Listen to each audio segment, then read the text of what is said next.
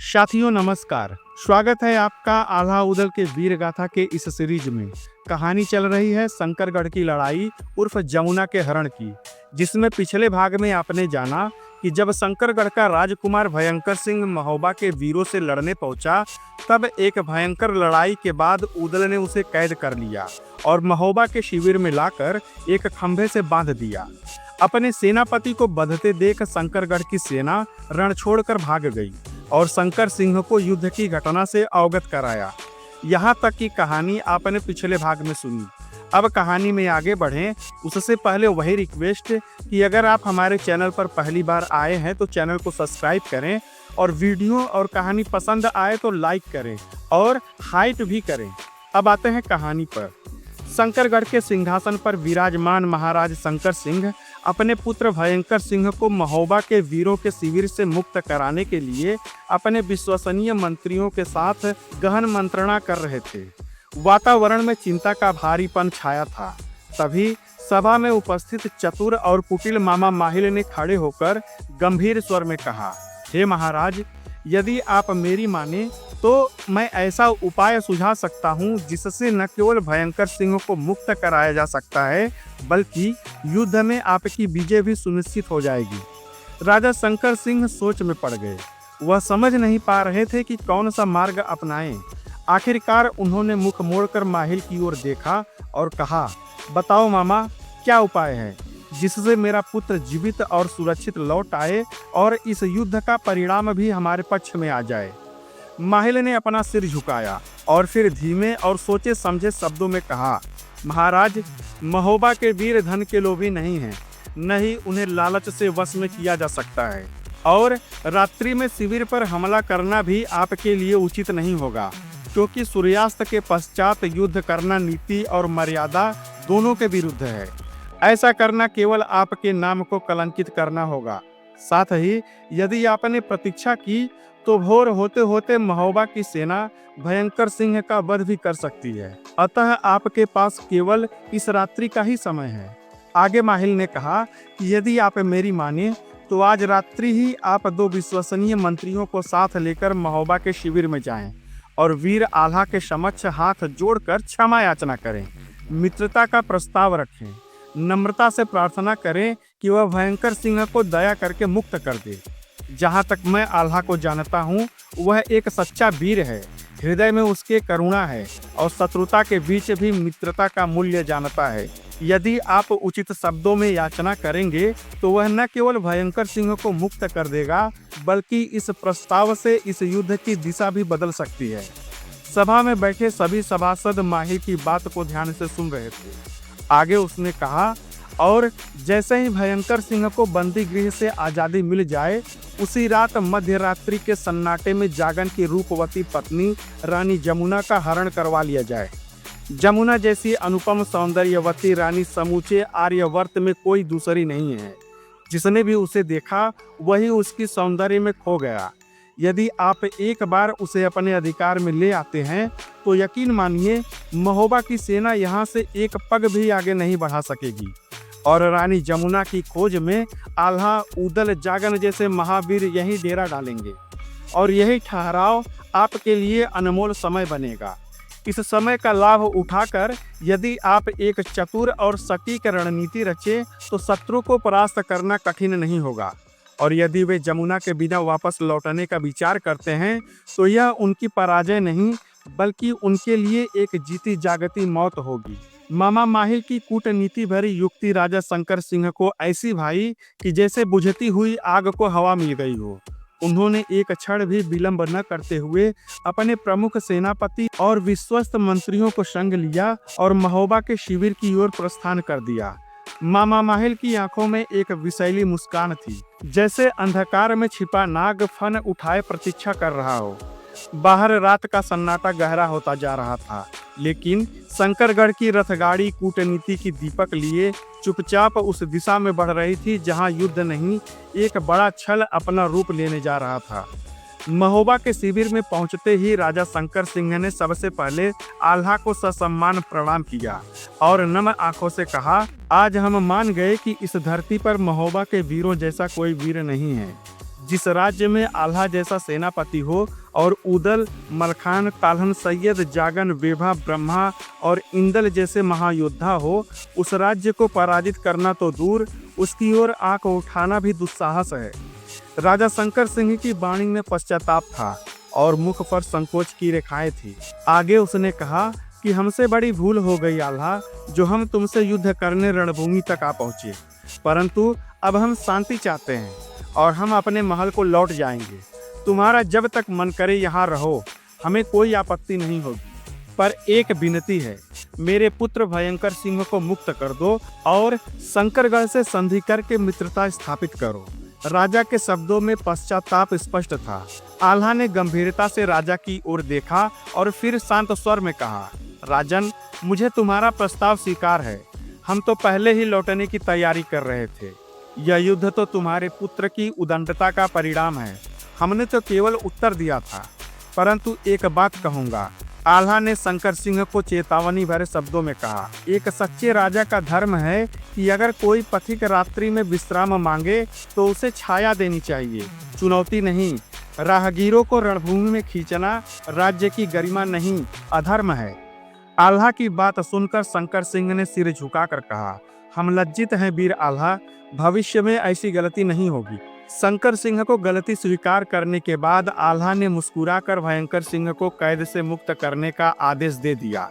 महोबा की सेना में जय आल्हा के घोष से आकाश गूंज उठा। शंकर सिंह अपने पुत्र को लेकर सम्मान पूर्वक शंकरगढ़ लौट गया।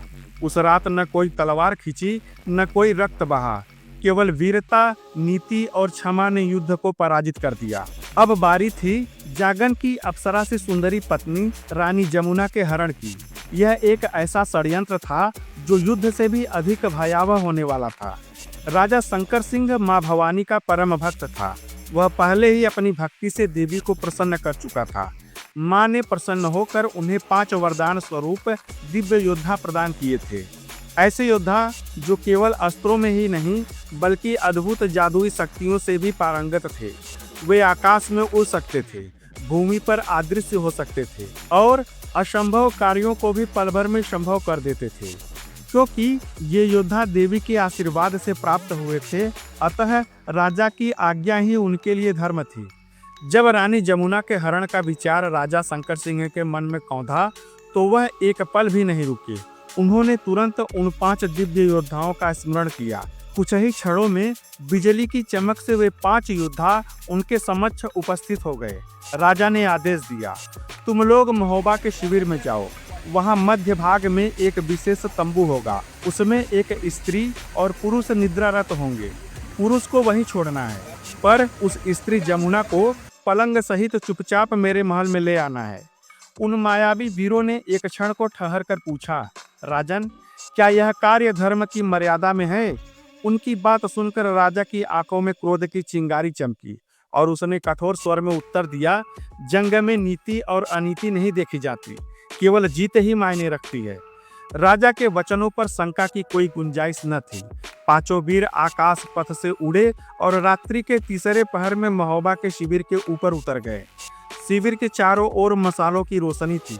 सन्नाटे में पहरेदारों की चाल और शस्त्रों की झनकार गूंज रही थी, पर इन दिव्य योद्धाओं की गति और चाल इतनी धीमी और सावधानी भरी थी कि पत्ते भी ना हिले। वे तंबू के समीप पहुंचे, चुपचाप भीतर घुसे और देखा कि जागन और जमुना एक साथ शांति से निद्रारत थे। उस क्षण मानो पाप और विजय एक ही डगर पर खड़े थे। उन्होंने अपने मंत्र से जागन को धीरे से हवा में उठाया और फिर एक कोमल स्पर्श से वापस धरती पर सुला दिया, जैसे कुछ हुआ ही न हो। फिर रानी जमुना को पलंग सहित अपने जादुई प्रभाव में लिया और क्षण भर में आकाश मार्ग से उड़ते हुए शंकरगढ़ के किले के एक गुप्त कक्ष में उतार दिया। प्रातःकाल होने से पूर्व वे 5 राजा के समक्ष उपस्थित हुए और बोले, महाराज, कार्य पूर्ण हुआ। रानी अब आपके किले में सुरक्षित पहुंच गई है। राजा शंकर सिंह के चेहरे पर अब एक ठंडी संतुष्टि की मुस्कान थी। उसने विचार किया कि अब महोबा के वीर वापस नहीं लौटेंगे। उन्हें अब अपनी रानी की खोज में रुकना ही होगा और जब तक वे रुके रहेंगे, शंकरगढ़ के पास अब पर्याप्त समय रहेगा एक बेहतर रणनीति बनाने की। रात्रि समाप्त हो चुकी थी, पर युद्ध का असली खेल अब शुरू हुआ था, जहां तलवारों से अधिक तीखे वार छल और कूटनीति से किए जाने थे। इधर सुबह की पहली किरण जब महोबा के शिविर पर पड़ी तो आल्हा ने वीरों की सभा बुलाई। उसके चेहरे पर संतोष था और स्वर में गंभीरता। आल्हा ने कहा, सूरवीरों, अब समय है महोबा लौटने का। राजा शंकर सिंह ने शांति प्रस्ताव दिया, जिसे हमने स्वीकार कर लिया है और अब युद्ध की कोई आवश्यकता नहीं रही। सभा में सिर हिलाते सेना नायक रण का अंत स्वीकार कर चुके थे, पर तभी सभा की शांति को चीरता हुआ जागन धीमे कदमों से भीतर आया। उसका चेहरा उतरा हुआ था, आंखें झुकी हुई थी और आवाज कांप रही थी। उसने कहा, मामा, रानी जमुना तंबू में नहीं है। कुछ समझ में नहीं आ रहा कि वो कहाँ चली गई, या ये कहूँ कि गायब हो गई। यह सुनते ही सभा में सन्नाटा छा गया। सभी सेनापति अवाक रह गए। सबसे पहले उदल उठ खड़ा हुआ। उसकी आंखों में आग धधक उठी। उसने कहा, वह गायब कैसे हो सकती है? तुम भी तो वहीं थे। तब जागन ने गहरी सांस ली, जैसे कोई दुस्वप्न सुना रहा हो। उसने कहा, हम दोनों एक ही पलंग पर थे, पर सुबह जब आंख खुली तो मैं जमीन पर पड़ा था और रानी जमुना पलंग सहित लापता थी, जैसे किसी ने हमें जादू से अलग कर दिया हो। इतना सुनते ही शिविर में हड़कंप मच चुका था। आल्हा ने तुरंत घुड़सवारों को चारों दिशाओं में रवाना किया और कहा, ढूंढ लाओ जमुना को, धरती का चप्पा चप्पा छान मारो। घोड़ों की टापों से धरती कांप उठी, पर घंटों की खोजबीन के बाद भी कोई सुराग नहीं मिला। घुड़सवार थके हारे निराश लौट आए। चारों ओर मायूसी थी। तब आल्हा ने वेभा की ओर देखा और कहा, वेभा, अब तुम ही कुछ कर सकते हो। अपनी ज्योतिष विद्या से हमें राह दिखाओ। वेभा ने शांत भाव से अपने पोथी पत्रे खोले। मंत्र बुदबुदाते हुए उन्होंने दिशा, नक्षत्र और समय का गहन अध्ययन किया। कुछ क्षणों बाद उनका चेहरा गंभीर हो गया और स्वर धीमा पर स्पष्ट था। उसने कहा कि मुझे संकेत मिल रहे हैं कि रानी जमुना शंकरगढ़ में है। उसे चुपचाप वहां ले जाया गया है। यह अपहरण था। सभा में जैसे बिजली गिर पड़ी। क्या? आल्हा फुसफुसाया। कल ही तो शंकर सिंह हाथ जोड़कर क्षमा मांग रहा था, फिर यह विश्वासघात क्यों? क्या वह अपने किले और प्रजा का सम्मान भूल गया? तभी उदल ने वज्र जैसी आवाज में गरजते हुए कहा, अगर वेभा की बात में रत्ती भर भी सच्चाई है तो शंकरगढ़ की ईंट से ईंट बजा दूंगा, उस किले को धूल में मिला दूंगा। सभा में शौर्य की लहर दौड़ गई। सभी महोबा के वीरों ने एक स्वर में उदल की बात का समर्थन किया। अब केवल एक प्रश्न शेष था कि रानी जमुना का पता लगाने शंकरगढ़ कौन जाएगा। सवाल हवा में तैरता रहा और युद्ध की लपटें फिर से चुपचाप उठने लगी थी। उधर शंकरगढ़ के किले के एक सजे संवरे पर अजनबी कक्ष में जब रानी जमुना की आंख खुली तो उसे पहले कुछ क्षणों तक कुछ भी समझ में नहीं आया। उसकी पलकों पर नींद की परत थी, पर मन में अज्ञात भय की झनकार थी। वह चौकन्नी होकर इधर उधर देखने लगी। यह कौन सी जगह है? मैं तो अपने पति जागन के साथ तंबू में सोई थी, फिर इस अजनबी महल में कैसे पहुंच गई? उसका हृदय आशंका से कांप उठा। क्या मुझसे कोई छल हुआ है? क्या किसी ने मेरा अपहरण कर लिया है? इन सवालों की बवंडर में फंसी रानी जमुना का चेहरा पीला पड़ चुका था। वह उठकर भागना चाहती थी, पर कमरे के विशालकाय द्वार पर पड़ी लोहे की सलाखों और सन्नाटे ने उसके पांव रोक दिए। उसी क्षण दरवाजे के पीछे किसी के आने की आहट हुई। उसका दिल जोर जोर से धड़कने लगा। भय से कांपती जमुना अपने पलंग के कोने में सिकुड़कर बैठ गई, जैसे हिरणी किसी शिकारी की आहट सुनकर झाड़ी में छिप गई हो। दरवाजा खुला और भीतर प्रवेश किया राजा शंकर सिंह ने। वह शान से पर आंखों में एक अजीब सी ललक लिए था। जैसे ही उसकी दृष्टि रानी जमुना पर पड़ी, वह पल भर के लिए स्थिर हो गया। उसके नेत्र विस्मय से फैल गए, सांसें जैसे रुक गई। यह सौंदर्य, यह तेज, यह नारी नहीं, निश्चित ही कोई देवी होगी। वह अपनी पलकों को झपकाना तक भूल गया। रानी जमुना की सुंदरता ने उस पर ऐसा प्रभाव डाला कि वर्षों की तपस्या भी फीकी लगने लगी। कमरे में मौन पसरा रहा।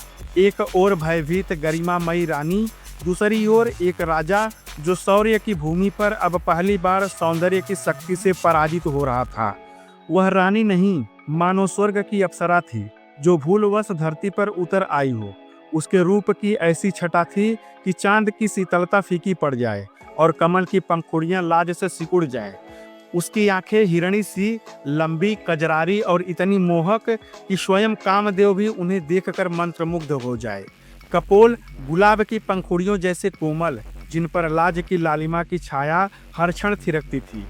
उसके होठ पके अनार के दानों से भी लाल और मधुर, और मुस्कान ऐसी कि जैसे चंद्र किरणें धरती पर उतरकर नृत्य करने लगी हो। उसकी गर्दन शंख जैसी, बाल घने और लंबे जो बादलों के झुंड की तरह उसके कंधों पर लहराते थे। उसकी देह पर सजे गहनों की झिलमिलाहट सोने की चमक को भी पराजित कर रही थी। गले में जड़ाऊ हार, कानों में झुमके, हाथों में चूड़ियां, बाजूबंद, माथे पर टीका और नथनी, हर आभूषण उसकी सुंदरता को और भी दिव्यता दे रहे थे। उसकी चाल में ऐसी लय थी मानो सौंदर्य स्वयं थिरक रहा हो। जब वह चलती तो राजसी गरिमा और कोमल लज्जा साथ साथ बहती थी। जैसे ही राजा शंकर सिंह ने उसे देखा, वह ठिठक गया। उसकी दृष्टि जड़ हो गई, श्वास रुक सी गई। ऐसा रूप तो शायद कल्पनाओं में भी न था। फिर वह धीरे से बोला। उसकी आवाज में अधिकार और याचना दोनों मिश्रित थे। उसने कहा कि मैं शंकरगढ़ का महाराज शंकर सिंह हूँ। रात को जब तुम गहन निद्रा में थी, तब मैंने अपने सैनिकों को तुम्हें वहां से अपने महल में लाने का आदेश दिया था, और अब तुम यहाँ हो। वह कुछ क्षण रुका, फिर गहरी दृष्टि जमुना पर डालते हुए बोला, तुम्हारी अद्भुत सुंदरता ने मुझे मोहित कर लिया है। मैंने अपने जीवन में न तो ऐसा सौंदर्य देखा है, न ऐसा तेज। मैं चाहता हूँ कि तुम मेरी महारानी बनो, इस शंकरगढ़ की रानी। मैं तुम्हें सम्मान दूंगा, वैभव दूंगा, और वह सब सुख दूंगा जो एक रानी को मिलना चाहिए। लेकिन उसने पल भर की चुप्पी ली, फिर स्पष्ट शब्दों में कहा, मैं चाहता हूँ कि यह विवाह तुम्हारी इच्छा से हो। मैं बलपूर्वक कुछ भी नहीं करूँगा, लेकिन तुम अब यहीं रहोगी। यही तुम्हारा भविष्य है। इसलिए मुझसे विवाह कर लो और शंकरगढ़ की रानी बन जाओ। जमुना राजा की बातें सुनकर अपने डर को छुपाते हुए दृढ़ता से उत्तर देती है। राजा शंकर सिंह, सौंदर्य को देखकर उसे बंदी बनाना, क्या यही तुम्हारी वीरता है? मैं महावीर जागन की विवाहिता रानी हूँ, किसी के महल की सजावट नहीं। मैं किसी भी स्थिति में विवाह को स्वीकार नहीं करूँगी जिसमें मेरी स्वतंत्रता छीनी जाए। भले ही मैं कैद में रहूं, परंतु मेरी आत्मा सदा ही स्वाधीन रहेगी। यह उत्तर शंकर सिंह को भीतर तक झकझोर देता है। साथियों, अब आगे क्या होगा? क्या राजा शंकर सिंह अपनी योजना में कामयाब होगा? क्या रानी जमुना शंकरगढ़ की रानी बनना स्वीकार करेगी? और क्या महोबा के वीर रानी जमुना का पता लगा पाएंगे? ऐसे ही सवालों का जवाब जानने के लिए हमारे साथ बने रहें। हमारे चैनल हिंदीवादी ज्ञान को सब्सक्राइब करें, वीडियो को लाइक करें और ज़्यादा से ज़्यादा शेयर करें। पीछे की कहानी जानने के लिए प्लेलिस्ट अवश्य देखें। धन्यवाद। जय हिंद।